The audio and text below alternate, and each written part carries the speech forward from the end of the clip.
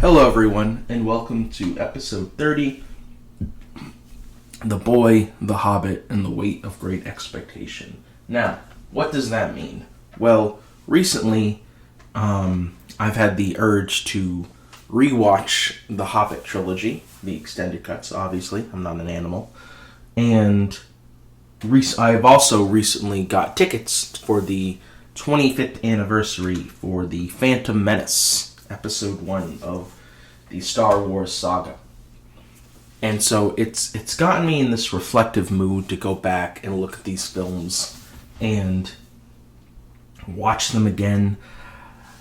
The Hobbit, definitely, I've had more of an influx with. The same, the prequels maybe earlier in my life where I was like, oh, these aren't good because people told me they weren't good.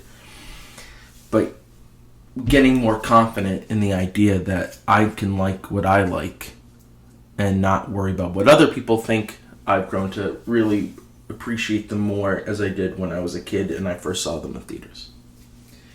So, I'll start with The Hobbit. I just watched An Unexpected Journey and The Desolation of Smaug, and yeah, they were really fun adventure films.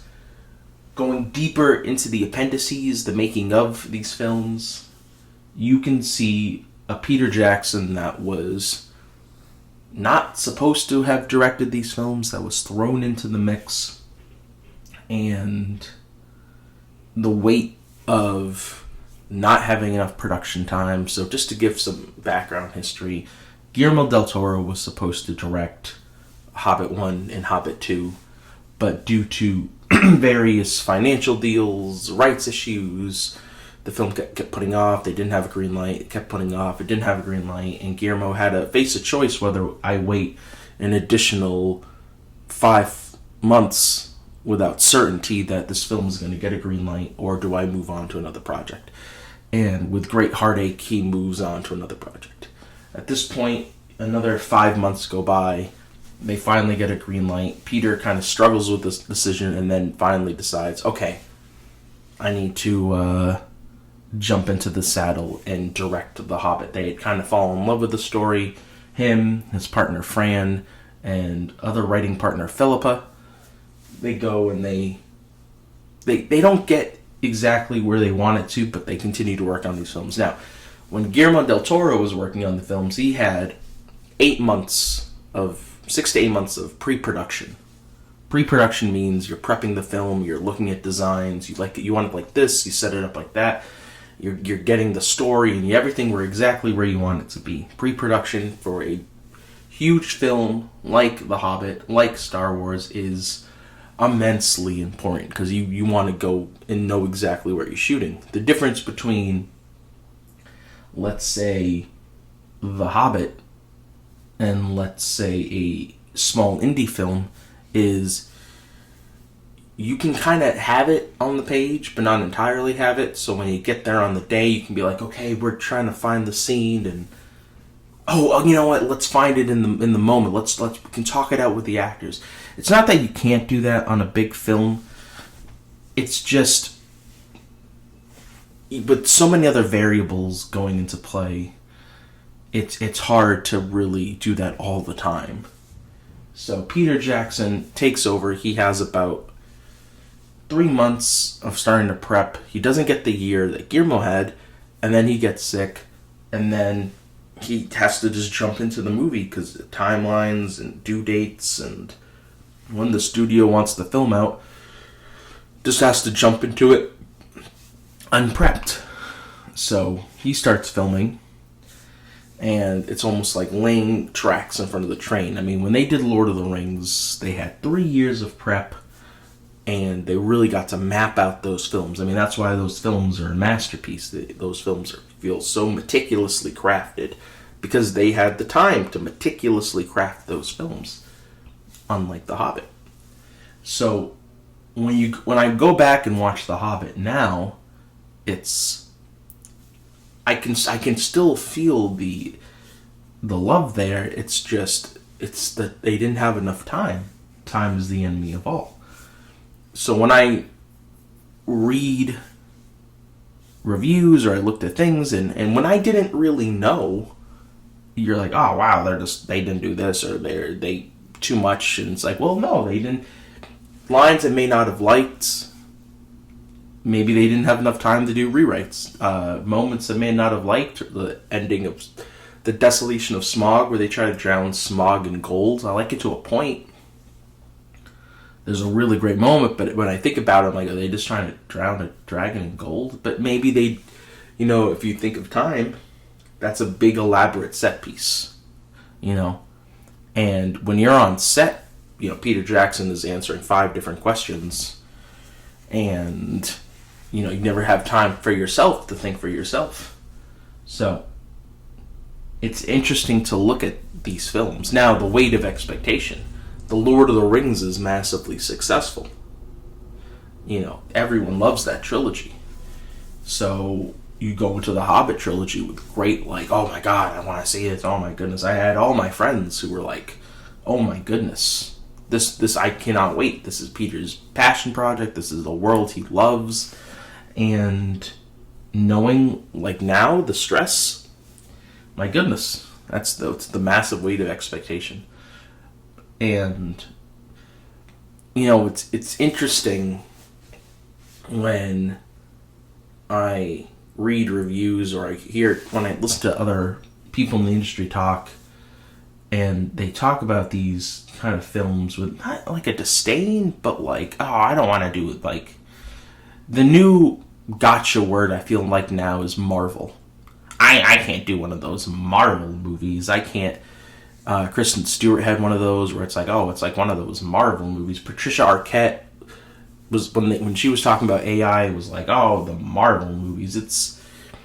And I find that insulting, not because I'm like, oh, these Marvel movies need defending, but the idea, the creatives behind them aren't putting in love, passion, time, energy to make these things. These things are hard to make. They're not easy to make. And if you think they are, you're goddamn foolish. So watching The Hobbit and Peter with this unbearable weight of expectation from the fans, from himself, from not having as much time to prep, you can see why they came out the way they did. And I think watching them more, I can appreciate what they did with them, especially the extended cuts. The extended cuts feel like these are the cuts of the film, and the theatrical cuts they're fine, they're solid, but these ones are these are the films. And that's what happens when you just don't have time to really make the films you want to make. But that's the industry, I suppose.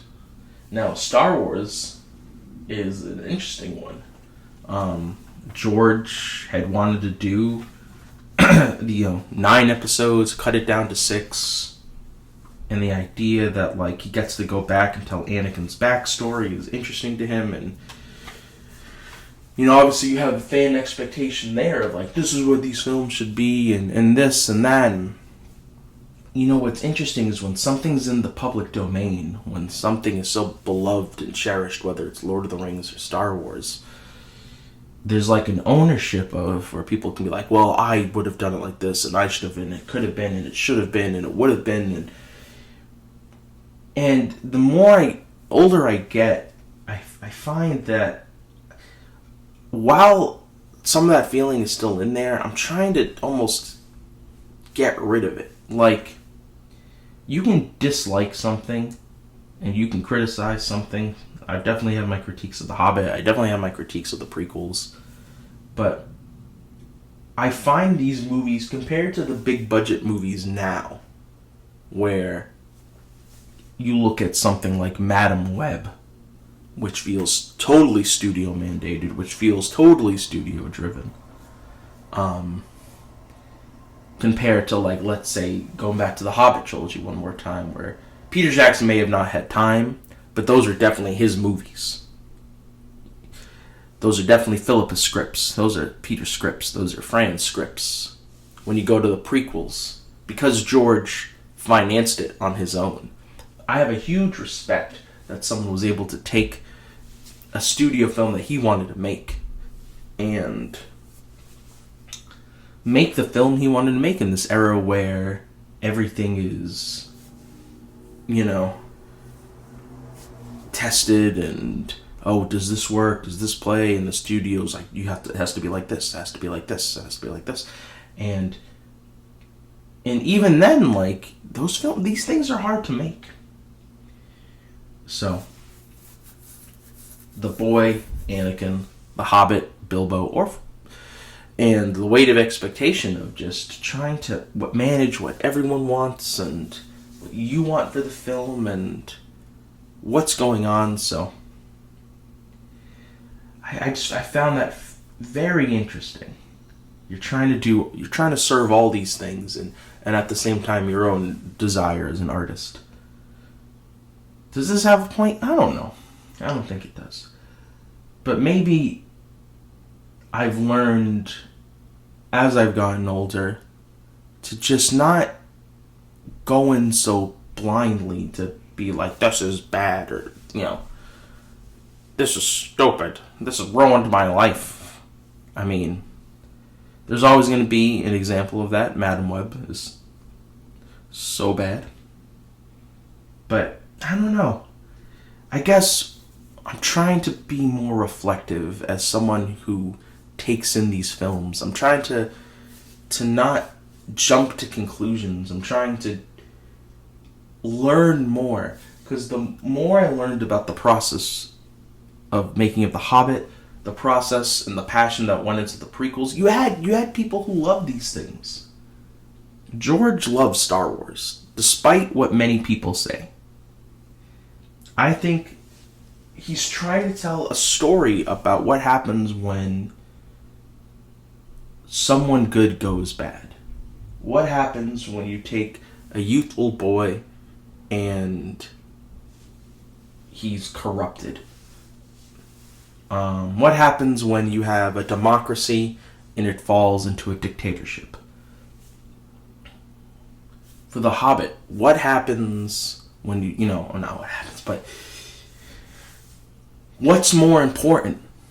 Gold, a kingdom, or your friends, your family, your loved ones? What's more important to Thorin? His need for the Lonely Mountain and the gold underneath Erebor? Or the 13 dwarves that went with him? There are clear messages there. And there was a clear passion that went into them. And the weight of expectation is a powerful mountain to move. So maybe it's on us to sometimes just go into something and see it for how it is, or try to understand before we raise our pitchforks. I don't know. I don't think there's a clear answer. But I do know this. Peter Jackson is not a bad filmmaker. George Lucas is not a bad filmmaker. They had the weight of expectation on them, and that's a hard thing to shackle off.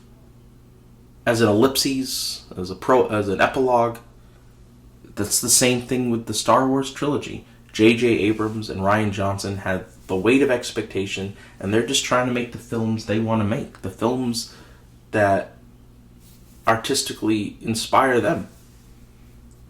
So, I don't know. But thanks for listening, and I hope you have a good day.